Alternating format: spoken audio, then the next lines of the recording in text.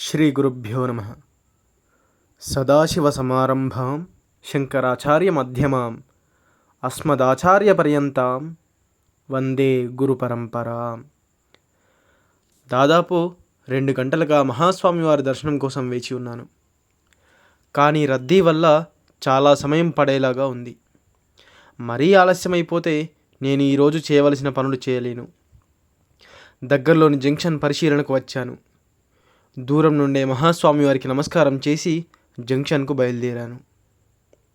2 గంటల తర్వాత శ్రీమఠం నుండి ఒక పరిచారకుడు వచ్చి మహాస్వామి వారు నన్ను రమ్మన్నారని నాతో చెప్పాడు. మహాస్వామివారు నీతో ఏమి చెప్పారో నాకు చెప్పు అని అడిగాను. వెళ్ళి సతారా స్టేషన్లో చూడు, ఆ రామస్వామి ఈరోజు పరిశీలనకు వచ్చి ఉంటాడు, నేను రమ్మన్నానని చెప్పు అని అన్నారు. త్వరగా నా పని ముగించుకొని మహాస్వామివారి దర్శనానికని మళ్ళీ బయలుదేరాను. నేను క్షమాపణలు అడుగుదామంటే మహాస్వామివారు ఖాళీగా కనపడలేదు. నా పనిని పూర్తి చేయకుండా నేను ప్రధాన కార్యాలయానికి వెళ్తే నాకు చివాట్లు తప్పవు, అందుకే నేను బయలుదేరాను అని మహాస్వామివారితో చెప్పాను. మహాస్వామివారు నా ఆలోచనను పసిగట్టారు. ఏమి కావాలి నీకు అని నన్ను అడిగారు. అప్పటికి నాకు ఉన్నది ఒక్కటే సమస్య, నా కూతురి వివాహం. నా కూతురికి వివాహం కావాలి, తను మంచి ఇంటికి వెళ్ళాలి. నాన్నగారు చాలా ఒత్తిడి చేస్తున్నారు. వారు కూడా చాలామందికి అమ్మాయి జాతకం పంపిస్తున్నారు. కానీ అబ్బాయి జాతకం పంపమని అడిగితే చాలామంది ఏమీ జవాబు చెప్పడం లేదు. వచ్చిన జాతకాలు కుదరడం లేదు అని అన్నాను. అది మాత్రమేనా? వెళ్ళు, నీ కూతురి పెళ్ళి నేను చేస్తాను అని అన్నారు మహాస్వామి. నేను చేస్తాను అనే ఆ సమాధానం నన్ను ఆశ్చర్యపరిచింది. మహాస్వామి వారి మాటలు విన్న తర్వాత నా పరిస్థితి ఎడారిలో ఉన్న నేను మంచు తుఫానులో తడిసినట్టయింది. ఇటువంటి అనుకోని అదృష్టం నాకు వరించడం అది అనుభవించిన వారికి అర్థమవుతుంది. ఏమీ ఆలోచించకుండా అమాయకంగా నిజం చెప్తున్నారా అని అడిగాను. అంతటి సత్యస్వరూపానికి నేను ఆ ప్రశ్న వేశాను నా పిచ్చితనంతో. ఆ కారుణ్యమూర్తి నా ప్రశ్నకు సమాధానంగా చిన్నగా నవ్వారు, అంతే.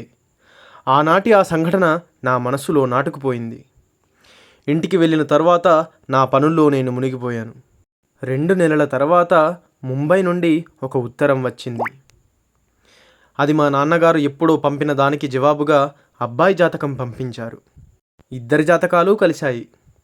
జరగవలసిన సాంప్రదాయాల తర్వాత పెళ్లి కూడా జరిగిపోయింది.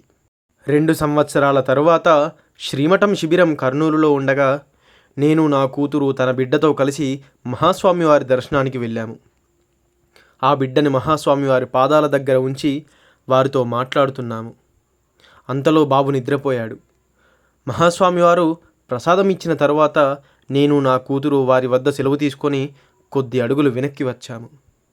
మహాస్వామివారి చిటికె వేసి మమ్మల్ని పిలిచారు. ఈ బిడ్డ రక్షణ నేను మఠంలో ఉంచుకొని ఎలా చేయగలను, తీసుకెళ్ళండి అని అన్నారు. మహాస్వామివారిని దర్శించుకున్నామన్న ఆనందంలో మేము బిడ్డ సంగతే మర్చిపోయాము.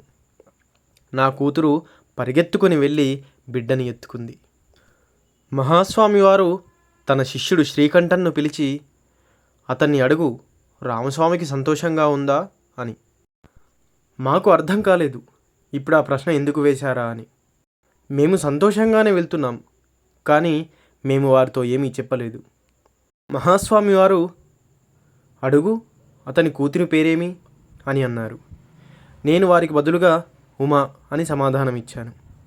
మరి అల్లుడి పేరు అని మళ్ళీ ప్రశ్నించారు. సదాశివన్ అని బదులిచ్చాను. సరే, నువ్వు నన్ను నిందించరాదు. పేర్లు జతకూడిన తర్వాతనే నేను ఈ వివాహం చేశాను అని చెప్పారు. నా కళ్ళలో నుండి ఆనంద బాష్పాలు రాలిపోయాయి. ఎంతటి జ్ఞాపక శక్తి, ఎంతటి అనుగ్రహం! కోటి జన్మల పుణ్యఫలమే ఇలాంటి అనుగ్రహానికి కారణం అంటూ సికింద్రాబాద్ నుండి ఎన్ రామస్వామి గారు వారి జీవితంలో జరిగినటువంటి సంఘటనను ఈ విధంగా వివరించారు. అపార కరుణాసింధుం జ్ఞానదం శాంతరూపిణం శ్రీ చంద్రశేఖర గురుం ప్రణమామి ముదాన్వహం. సర్వం శ్రీ గురు దివ్యచరణారవిందార్పణమస్తు. స్వస్తి.